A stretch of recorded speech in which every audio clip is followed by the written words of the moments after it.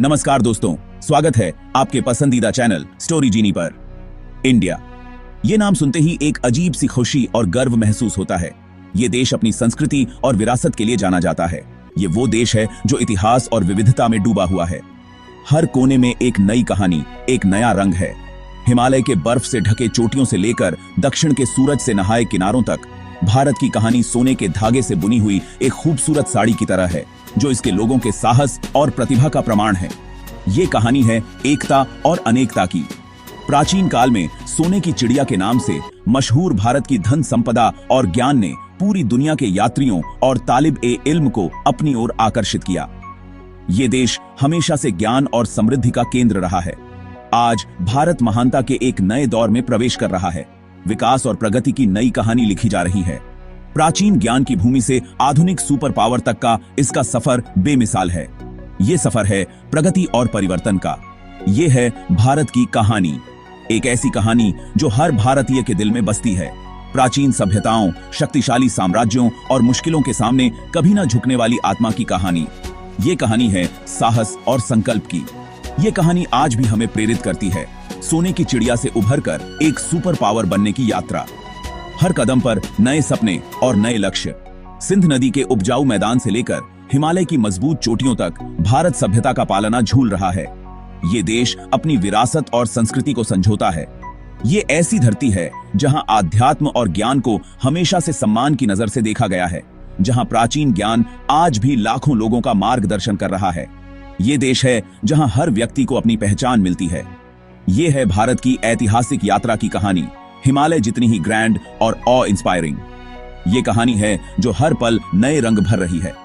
आइए समय के साथ पीछे चलते हैं, उन महत्वपूर्ण मोड़ों को एक्सप्लोर करते हैं जिन्होंने इस देश को आकार दिया है, और उन चुनौतियों को समझने की कोशिश करते हैं जिनका सामना ये देश भविष्य में करेगा। ये सफर है एक नए भारत का। हमारी यात्रा शुरू होती है 5000 साल पहले सिंध घाटी से, एक ऐसे स्थान से जहां इतिहास ने अपने पहले कदम रखे थे। यहां दुनिया की सबसे पुरानी सभ्यताओं में से एक का उदय हुआ था, जो अपने समय में प्रगति और नवाचार का प्रतीक थी। सिंध घाटी के लोग अपने अद्भुत नगर नियोजन, जबरदस्त ड्रेनेज सिस्टम और व्यापार के एक ऐसे नेटवर्क के लिए जाने जाते थे जो पूरी दुनिया में फैला हुआ था और जो उनकी प्रगतिशील सोच का प्रतीक था। हड़प्पा और मोहनजोदारो जैसे शहरों के अवशेष उनकी प्रतिभा का प्रमाण हैं, जो उनके समय के आगे होने का सबूत देते हैं। ये शहर अपनी ग्रिड जैसी सड़कों, कई मंजिला मकानों और प्रभावशाली स्नानागारों के साथ एक ऐसी सभ्यता का खुलासा करते हैं जो अपने समय से काफी आगे थी और जो आज भी हमें प्रेरणा देती है। सिंध घाटी सभ्यता सिर्फ तकनीकी रूप से ही उन्नत नहीं थी, बल्कि प्राकृतिक दुनिया से भी गहराई से जुड़ी हुई थी, जो उनके जीवन का एक अहम हिस्सा थी। सबूत बताते हैं कि प्रकृति के प्रति गहरा सम्मान और एक ऐसी विश्वास प्रणाली थी जो तत्वों का सम्मान करती थी और जो उनके जीवन को अर्थ देती थी। प्रकृति के साथ यह जुड़ाव आज भी भारत के सांस्कृतिक लोकाचार को प्रेरित करता है और हमें अपनी जड़ों से जोड़ने का काम करता है। जब हम इस प्राचीन सभ्यता की उपलब्धियों पर हैरान होते हैं, तो हम इसके पतन के रहस्य को भी स्वीकार करते हैं, जो आज भी एक रहस्य बना हुआ है। सिंध घाटी के लोगों का गायब होना एक रहस्य बना हुआ है, एक ऐसी पहेली जो आज भी इतिहासकार और पुरातत्वविदों को हैरान करती है और जो हमें सोचने पर मजबूर करती है। फिर भी उनकी विरासत जीवित है, मानव सरलता की स्थायी भावना का प्रमाण जो हमेशा हमें प्रेरणा देती रहेगी। सिंध घाटी सभ्यता के बाद वैदिक काल ने भारत के इतिहास में एक महत्वपूर्ण दौर की शुरुआत की। ये दौर न सिर्फ धार्मिक बल्कि सामाजिक और वैचारिक विकास का भी साक्षी बना। इस दौर में वेदों का उदय हुआ, प्राचीन धार्मिक ग्रंथ जिन्होंने हिंदू धर्म की नींव रखी, जो दुनिया के सबसे पुराने धर्म में से एक है। ये ग्रंथ न सिर्फ धार्मिक बल्कि सामाजिक और वैचारिक विकास का भी साक्षी बने। वेदों ने दर्शन, खगोल विज्ञान, चिकित्सा और राजनीति विज्ञान में अंतर्दृष्टि प्रदान की, एक समृद्ध बौद्धिक परंपरा की नींव रखी जो आज भी पीढ़ियों को प्रेरित करती है। इन क्षेत्रों में उनके योगदान ने विश्व को नई दिशा दी। इस दौर में शक्तिशाली साम्राज्यों का भी उदय हुआ, जिन्होंने भारत की डेस्टिनी को आकार दिया। ये साम्राज्य न सिर्फ अपनी सेना के लिए बल्कि अपने शासन और व्यवस्था के लिए भी प्रसिद्ध थे। मौर्य साम्राज्य ने चंद्रगुप्त मौर्य और उनके पोते सम्राट अशोक के नेतृत्व में पहली बार पूरे भारतीय उपमहाद्वीप को एक किया था। उनका शासन एकता और शक्ति का प्रतीक था। कलिंग युद्ध के बाद अशोक का बौद्ध धर्म अपनाना एक महत्वपूर्ण मोड़ था, जिसमें उन्होंने शांति और अहिंसा की वकालत की।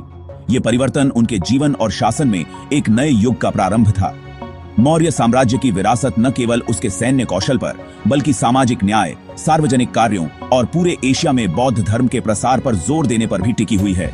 उनका योगदान सामाजिक सुधार और व्यवस्था में भी महत्वपूर्ण था।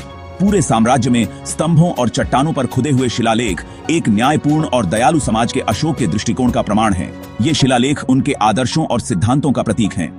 मौर्य साम्राज्य ने महान बौद्धिक और सांस्कृतिक उत्कर्ष के दौर की नींव रखी। ये दौर कला, साहित्य और विज्ञान के क्षेत्रों में भी प्रगति का साक्षी बना। इस युग में नालंदा और तक्षशिला जैसे विश्वविद्यालयों का उदय हुआ, जिन्होंने दुनिया भर के विद्वानों और छात्रों को आकर्षित किया। ये विश्वविद्यालय विचार विमर्श और ज्ञान के प्रमुख केंद्र बन गए। ज्ञान के ये केंद्र गणित, खगोल विज्ञान, चिकित्सा और दर्शन में प्रगति को बढ़ावा देते हुए शिक्षा के केंद्र बन गए। इन्होंने विश्वविद्यालय शिक्षा को नए आयाम दिए और विश्व के विद्वानों को प्रेरित किया। गुप्त साम्राज्य, जिसे अक्सर भारत का सोनेन युग कहा जाता है, कला, विज्ञान और साहित्य के क्षेत्र में एक अनोखी रोशनी देखने को मिली। इस दौर में आर्यभट्ट जैसे प्रसिद्ध गणितज्ञों का उदय हुआ, जिन्होंने पीआई का मान और सौर वर्ष की लंबाई की गणना अद्भुत सटीकता के साथ की थी। दशमलव प्रणाली और शून्य की अवधारणा का आविष्कार, जिसने गणित में क्रांति ला दी और आधुनिक कंप्यूटिंग की नींव रखी, का पता इसी युग से लगाया जा सकता है। गुप्त काल में साहित्य और नाटक का भी पुनर्जागरण हुआ। कालिदास की कृतियां, जिन्हें भारत का शेक्सपियर माना जाता है, अपनी कालातीत विषयों और गीतात्मक सुंदरता के साथ दर्शकों को आकर्षित करती रहती हैं। उनके नाटक जैसे शकुंतला और मेघदूत, अद्भुत संस्कृत साहित्य की उत्कृष्ट कृतियां हैं। गुप्त युग केवल बौद्धिक गतिविधियों के बारे में नहीं था, यह स्थापत्य भव्यता का भी समय था। इस युग के मंदिर अपनी जटिल नक्काशी और ऊंचे शिखरों के साथ उस समय की कलात्मक प्रतिभा के प्रमाण हैं। गुप्त साम्राज्य के पतन ने भारत के इतिहास में एक नए अध्याय का मार्ग प्रशस्त किया। मध्य एशिया से नई संस्कृतियों और प्रभावों का आगमन।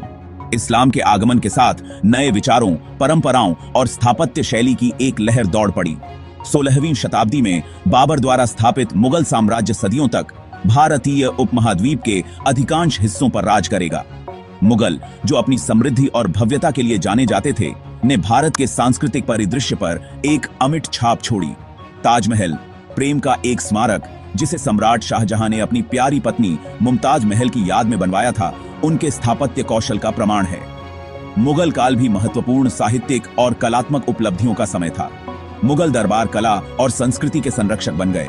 फारसी और भारतीय परंपराओं के एक अनोखे मिश्रण को बढ़ावा दिया। मुगल काल की लघु पेंटिंग, जो अपने जटिल विवरणों और जीवंत रंगों के लिए जानी जाती हैं, आज भी अत्यधिक बेशकीमती हैं। हालांकि मुगल साम्राज्य चुनौतियों से मुक्त नहीं था। औरंगजेब का शासन, जो अपनी धार्मिक रूढ़िवादिता के लिए जाना जाता है, ने विद्रोहों और आंतरिक कलह का सामना करते हुए साम्राज्य को क्षीण होते देखा। 3 शताब्दियों से भी अधिक समय तक चलने वाला मुगल काल भारत में एक महत्वपूर्ण बदलाव का दौर था। ये ग्रैंडर, कलात्मक प्रतिभा और स्थापत्य मार्वल्स का युग था, लेकिन साथ ही चुनौतियों और बदलाव का भी। चंगेज खान और तैमूर के वंशज मुगल अपने साथ मध्य एशिया से एक समृद्ध सांस्कृतिक विरासत लेकर आए थे। उनके शासन ने फारसी, तुर्की और भारतीय परंपराओं का एक संलयन देखा, जिससे एक अद्वितीय इंडो इस्लामिक संश्लेषण का जन्म हुआ, जो इसकी कला, वास्तुकला और व्यंजनों में परिलक्षित होता है। मुगल सम्राट अकबर महान से शुरू होकर कला के अपने संरक्षण और धार्मिक सद्भाव को बढ़ावा देने के अपने प्रयासों के लिए जाने जाते थे। विशेष रूप से अकबर ने ऐसी नीतियां लागू की जिनका उद्देश्य हिंदुओं और मुसलमानों के बीच की खाई को पाटना था, जिससे उन्हें अकबर महान की उपाधि मिली। उनके उत्तराधिकारियों जहांगीर और शाहजहां ने सांस्कृतिक संरक्षण की इस परंपरा को जारी रखा, जिसके कारण ताजमहल, लाल किला और जामा मस्जिद जैसे भव्य स्मारकों का निर्माण हुआ। ये स्थापत्य कृतियां आज भी मुगल कला और भव्यता के स्थायी प्रतीक के रूप में विद्यमान हैं। तो दोस्तों, यह थी भारत की उस सोने की चिड़िया से विकासशील महाशक्ति बनने की कहानी। अगर आपको यह वीडियो पसंद आया हो तो हमारे चैनल स्टोरी जीनी को सब्सक्राइब करना न भूलें और आगे भी ऐसी ही रोचक जानकारियां पाने के लिए जुड़े रहें। धन्यवाद।